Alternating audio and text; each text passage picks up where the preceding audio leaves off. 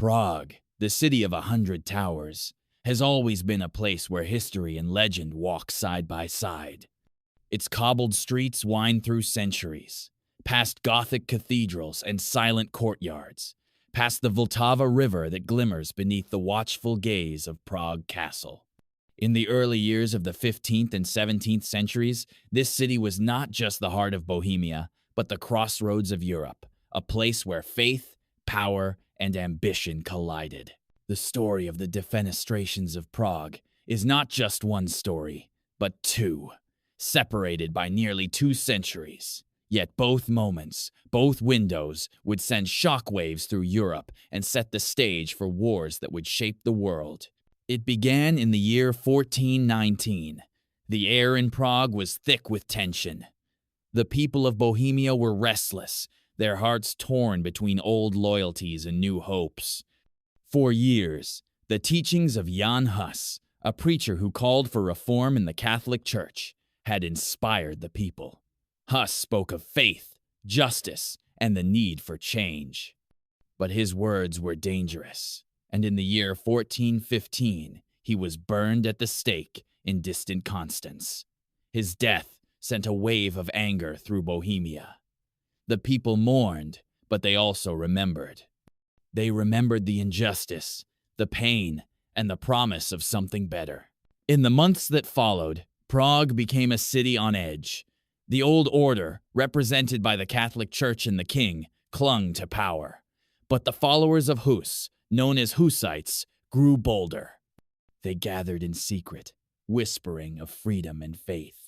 The city's council, loyal to the king, tried to keep order, but the streets were restless. On a hot day in July, the city's patience snapped. A crowd gathered outside the new town hall, their voices rising in anger. Inside, the councilors met, their faces pale with worry. They had heard the rumors, felt the tension, but they believed the walls of the hall would protect them. They were wrong. The doors burst open. The crowd surged inside, their anger now a living thing. Words were shouted, accusations hurled. The councilors tried to reason, but the time for talk had passed. In a moment that would echo through history, the crowd seized the councilors and dragged them to the windows.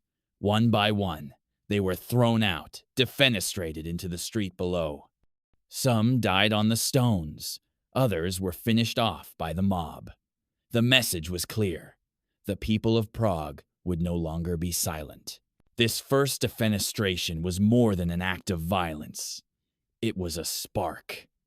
The Hussite Wars began, a series of battles that would rage across Bohemia for years. The city became a fortress, its people determined to defend their faith and their freedom.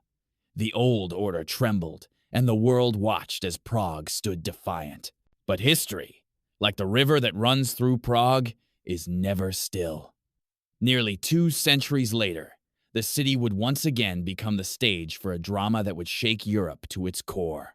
It was the year 1618. The world had changed, but the tensions in Prague remained. The Holy Roman Empire, a patchwork of kingdoms and principalities, was ruled by Emperor Matthias, an old man with no heir. The question of who would succeed him hung over the empire like a storm cloud.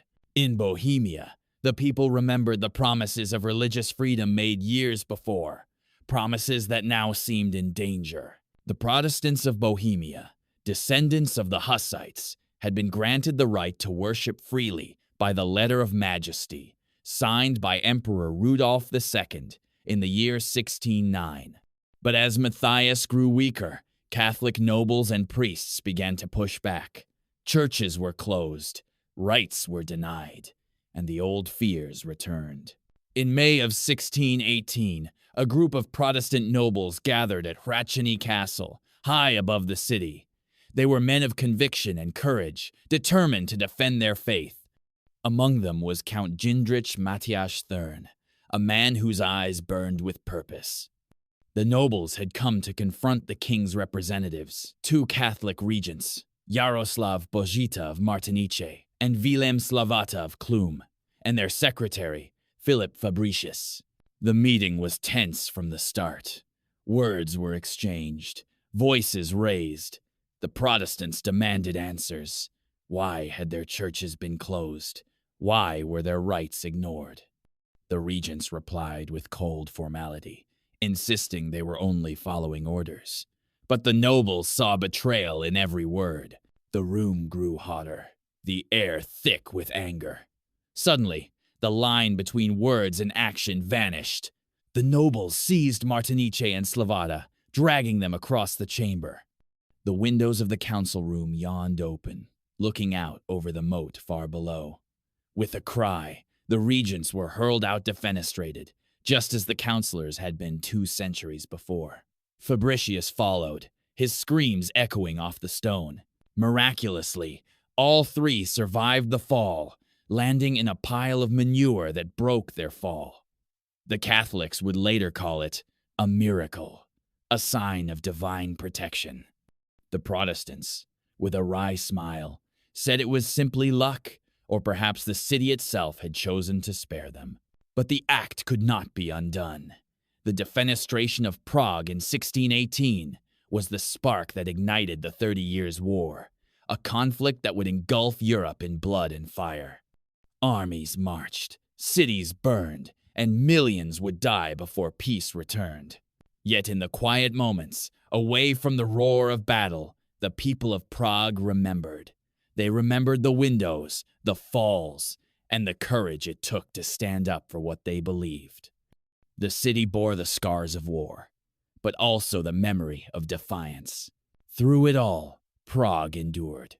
The city's stones held the stories of those who had come before the councillors. The regents, the crowds in the square, the windows of the castle still looked out over the city, silent witnesses to history. If you're enjoying this story, don't forget to like and subscribe for more stories that bring history's greatest mysteries to life. In the centuries that followed, the Defenestrations of Prague became legend. Children grew up hearing the stories, imagining the shouts, the struggle, the sudden flight through the air.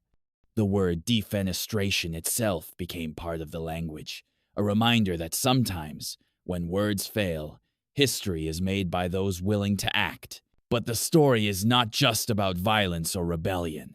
It is about the power of belief, the courage to stand up for what is right, and the way a single moment can change the course of history. The people of Prague were not perfect. They were frightened, angry, and sometimes cruel.